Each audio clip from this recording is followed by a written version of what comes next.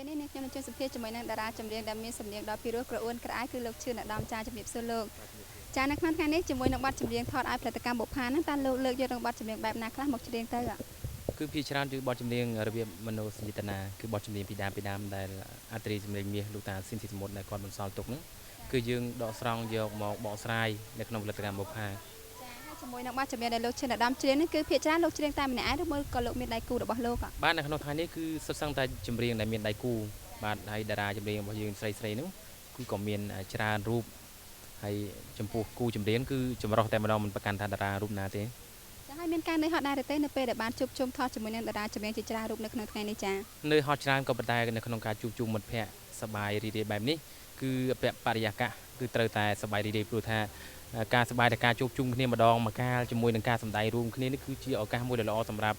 សិល្បករយើងកម្រនឹងរកចាអរគុណច្រើនហើយលោកឈឿនឧត្តមគឺថាពីដំបូងឡើយដែលលោកឈានជើងចូលទៅក្នុងវិស័យសិល្បៈនេះតាមមកពីមូលហេតុអ្វីដែរទៅពីការស្រឡាញ់តាំងពីក្មេងរហូតមកក៏ប៉ុន្តែមិនគិតថាខ្លួននឹងបានក្លាយជាអ្នកសិល្បៈមកទល់នឹងពេលបច្ចុប្បន្ននេះទេចាហើយពីដំបូងដែលលោកចាប់ផ្ដើមឈានជើងចូលទៅក្នុងវិស័យសិល្បៈនោះតើលោកសម្ដែងជាអ្វីមុនគេទៅឬមួយក៏ជាតារាចម្រៀងឬមួយក៏ជាតារាភាពយន្តតែម្ដងការពីដំបូងខ្ញុំប្រឡងជាចម្រៀងតែម្ដងក្រោយមកក៏នៅក្នុងពេលបច្ចុប្បន្ននេះគឺមានការច្រៀងហើយក៏មានការសម្ដែងរួមអញ្ចឹងខ្ញុំបាទដូចមានលទ្ធភាពខ្លះត្រង់ថាសម្ដែងក៏ប៉ុន្តែបើនិយាយរូបភាពនឹងអ្វីផ្សេងនេះខ្ញុំមិនទាន់ពេញលក្ខណៈនៅក្នុងការសម្ដែងទេក៏ប៉ុន្តែតម្រូវនៅក្នុងពេលបច្ចុប្បន្នកាលណាបើច្រៀងត្រូវតែមានការសម្ដែងខ្លួនឯងចាហើយជាមួយនឹងខ្សែភាពយន្តតើលោកធ្លាប់បានសម្ដែងដែរឬទេបាទភាពយន្តធ្លាប់បានសម្ដែងដែររឿងអមតៈស្នេហ៍និងរឿងមកអមស្រែចាមកអមស្រែតែខ្លឹមណាបាទចាលោកគិតថាជាមួយនឹងការសម្ដែងហើយនឹងការច្រៀងតើមួយណាទៅដែលលោកគិតថាពិបាកជាងការពិបាកនឹងសំណងគឺមានគិតថាប្រហាក់ប្រហែលគ្នាព្រោះថារីឯចម្រៀងបើសិនមិនមានដងឬក៏មិនមានបទពិសោធន៍ខ្លះគឺយើងច្រៀងមិនបានល្អរីឯការសម្ដែងបើយើងអត់មានបទពិសោធន៍ក៏ពិបាកអញ្ចឹងអ្វីទាំងអស់នេះគឺសិតតែទន្ទឹមនឹងគ្នាក្នុងការសម្ដែងខ្ញុំមានបទពិសោធន៍ត្រង់ថាខ្ញុំធ្លាប់បានសម្ដែងជាខារ៉ាអូខេខ្លះហើយរីឯការច្រៀងនេះគឺខ្ញុំច្រៀងរហូតមកមានបទពិសោធន៍ដោយសារលោកគ្រូអ្នកគ្រូដែលគាត់ជួយបង្ហាត់និងណែនាំចាហើយលោកឈឿនឧត្តមគឺថាហាត់រៀនក៏ដូចជាពីលោកគ្រូអ្នកគ្រូតែគាត់នៅទីណាដែរទៅបាទកាលនោះគឺមានលោកគ្រូជាច្រើនបាទនិយាយទ្រូគឺលោកជាពិសេសនោះលោកគ្រូអ៊ំអួនដែលគាត់បានផ្ដល់នៅតម្រេះវិជានិងលក្ខណៈខ្លះពិសេសសម្រាប់យើងជាអ្នកចម្រៀងចាហើយបទចម្រៀងអ្វីដែលធ្វើឲ្យលោកឧត្តមខ្លាយទៅជាតារាចម្រៀងដែលទទួលស្គាល់នឹងការគ្រប់គ្រងនៅល្បីរហូតដល់សប្តាហ៍ថ្ងៃនេះចាបទចម្រៀងដែលខ្ញុំជាប់ជាចម្រៀងដំបូងនោះគឺបទលោកតាស៊ីសមុទ្រនេះឯងគឺបទអាការៈទឹកភ្នែកហើយបន្ទាប់មកដែលបានច្រៀងដែលមានឈ្មោះគេទទួលស្គាល់នោះគឺបទចម្រៀងដែលមានចំណងជើងថាដង្ខៅក្របីបទច្រវាក់សន្យានៅក្នុងភាពយន្តហើយនៅក្នុងប៉ូលី5ហើយបទជាបន្តទៀតគឺមានបទខ្លាយរកាដែកអោបស្រមោលទឹកភ្នែកជូនពីរនុយខែប្រាំងបាទច្រើនបទដែលធ្វើឲ្យលោកឧត្តមខ្លាយទៅជាតារាចម្រៀងល្បីជាពិសេសគឺសំនៀងរបស់គាត់ផ្ទាល់តែម្ដងចាហើយលោកឧត្តមមានស្រុកកំណើតនៅទីណាដែរ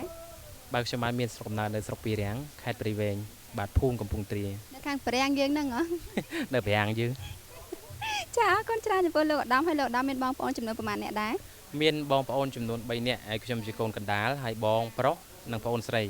អញ្ចឹងបានន័យថាប្រុស2ស្រី1ចាហើយជាមួយនឹងលោកឪពុកអ្នកម្ដាយរបស់លោកឧត្តមនោះតើគាត់ជាឈាមជ័រជាអ្នកសិល្បៈដែរឬមួយក៏គាត់ជាអ្នកធម្មតាទេកាលពីគាត់នៅជនបទហ្នឹងគាត់ក៏ជាអ្នកតន្ត្រីករមួយរូបដែរ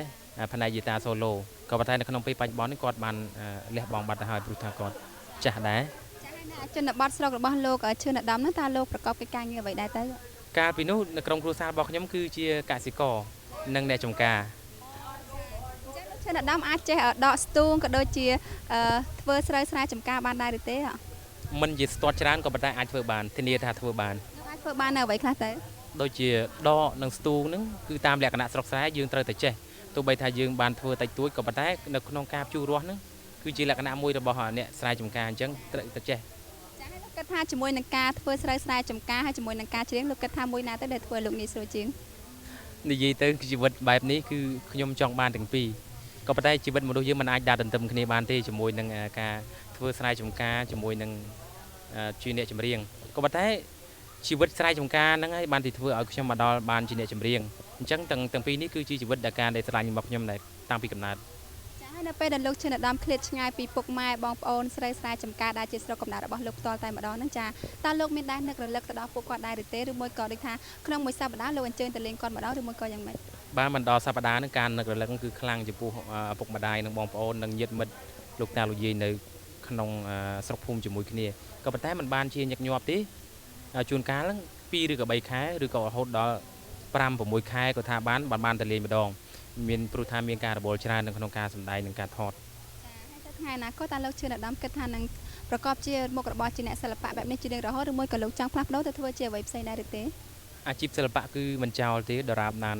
បងប្អូនប្រជាពលរដ្ឋពុកម៉ែមានបងប្អូននៅតែគ្រប់គ្រងនិងតែស្រឡាញ់ក៏ប៉ុន្តែត្រូវតែមានអ្វីមួយទៀតដើម្បីជាលំនឹងសម្រាប់ជីវិតយើងនឹងត្រូវត្រង់ក្រុមគ្រួសារយើងទៅថ្ងៃអនាគតកាលណាយើងមានគូមានចៅណាឧទាហរណ៍ទុកទៅហើយទេណា លោកគិតថានឹងធ្វើអ្វីដែរ មិនដល់ប្រាប់ទេ ចេញជារូបរាងសិនទៅប្រាប់ អរគុណច្រើនចំពោះលោកអាដាមជាចុងក្រោយតើមានពាក្យពេចន៍អ្វីដើម្បីឆ្កាប់តាមផ្ញើចា អរគុណច្រើនចុងក្រោយក៏សូមអរគុណចំពោះបងប្អូនលោកមាលោកយាយទៅតាទាំងអស់កំពុងតែទស្សនានៅតាមកញ្ចក់ទូរទស្សន៍ហើយខ្ញុំបាទក៏សូមជម្រាបសួរនិងសូមអរគុណដល់ការស្រឡាញ់និងការគ្រប់គ្រងរបស់បងប្អូនមីងលោកតាលោកយាយនិងបងប្អូនសូមឲ្យការស្រឡាញ់និងការរាប់អាននេះផុសចេញពីទឹកចិត្តរបស់ខ្ញុំបាទពិតទៅវិញផងសូមឲ្យមានសេចក្តីសុខនិងសុភមង្គលគ្រប់ក្រុមគ្រួសារ អរគុណច្រើនលោកអាដាមជម្រាបលាចា